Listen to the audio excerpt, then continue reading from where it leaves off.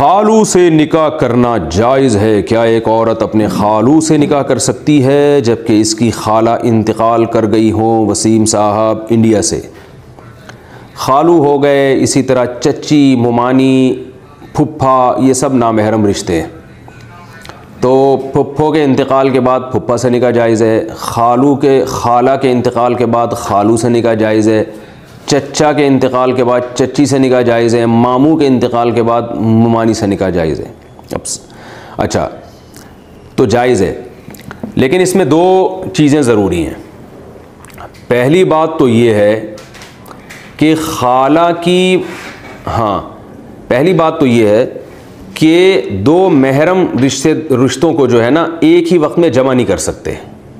جیسے ایک خاتون سے اگر آپ نے نکاح کیا تو اس کی بہن سے بھی اس خاتون کی موجودگی میں آپ نکاح نہیں کر سکتے۔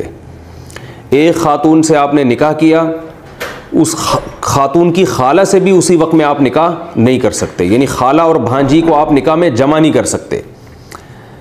تو یہ اہم مسئلہ ہے، اس کو اچھی طرح سمجھیں۔ ہاں، ایک کو اگر آپ نے ڈیورس دے دی تو پھر ڈیورس کے فوراً بعد بھی نکاح نہیں کر سکتے۔ جیسے کسی خاتون کو آپ نے ڈیورس دی ہے تو اب فوراً اس کی بہن سے نکاح نہیں ہو سکتا، بلکہ اس خاتون کی عدت ختم ہوگی، اس کے بعد نکاح ہو سکے گا۔ تو یہ بھی خوب سمجھ لیں، کسی خاتون سے آپ نے نکاح کیا، اس کو ڈیورس دینے کے بعد آپ اس کی خالہ سے فوراً نکاح نہیں کر سکتے۔ آپ نے اگر اس خاتون کو ڈیورس دی ہے، طلاق دی ہے، تو پہلے اس خاتون کی عدت ختم ہوگی، اس کے بعد آپ اس کی خالہ سے نکاح کر سکیں گے۔ تو یہ خوب اچھی طرح مسئلہ سمجھ لیں۔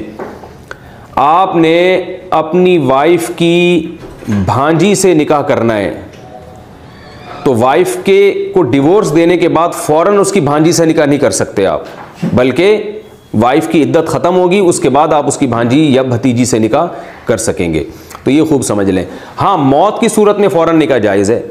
ایک خاتون سے آپ نے نکاح کیا اور اللہ نہ کرے اس کا انتقال ہو جائے فوراً ہی، تو پھر فوراً آپ اس کی بہن سے نکاح کر سکتے ہیں، اس میں عدت نہیں ہے۔ اور کسی خاتون سے آپ نے نکاح کیا، فوراً اس کی ڈیتھ ہو گئی، تو اس کی خالہ سے بھی فوراً نکاح کر سکتے ہیں۔ تو دونوں کو نکاحوں میں جمع نہیں کیا جا سکتا اور عدت کے دوران بھی نکاح نہیں کیا جا سکتا۔ یہ دیکھو کیا سوال پوچھا انہوں نے، ہم بستری کا شرعی طریقہ۔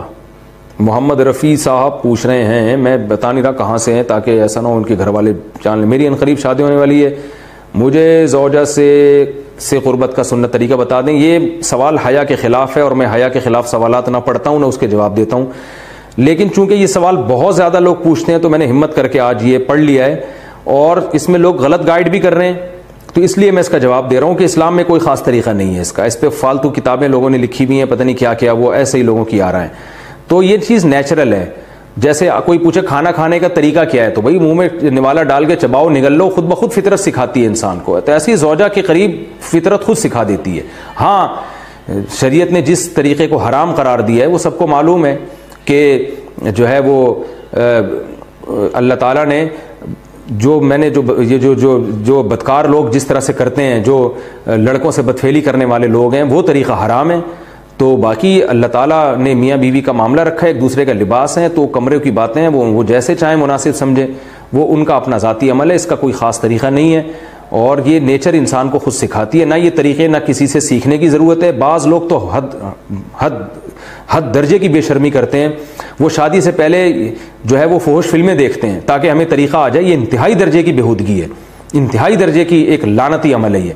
تو یہ کوئی خاص طریقہ نہیں ہے۔ میاں بیوی ایک دوسرے کا لباس ہیں، وہ جس طرح سے ایک دوسرے کو سیٹسفائی کر سکتے ہیں وہ کر لیں، تاکہ ان کی توجہ کسی اور طرف نہ جائے، وہ حلال کی تسکین ان کی بند کمرے کے اندر ہو جائے۔ اور یہ باتیں لوگوں سے شیئر بھی نہیں کرنی چاہیے۔ آج یہ بھی ایک حرام کاری ہو رہی ہے، میں بہت سخت الفاظ استعمال کر رہا ہوں اس لیے کہ یہ، اور میرے پاس کوئی ہلکا لفظ نہیں ہے۔ وہ کیا ہوتا ہے کہ مرد اپنی زوجہ سے ہم بستری کر کے اس کے راز دوستوں کے سامنے فاش کر رہا ہوتا ہے، میں نے ایسے کیا، میں نے ایسا کیا۔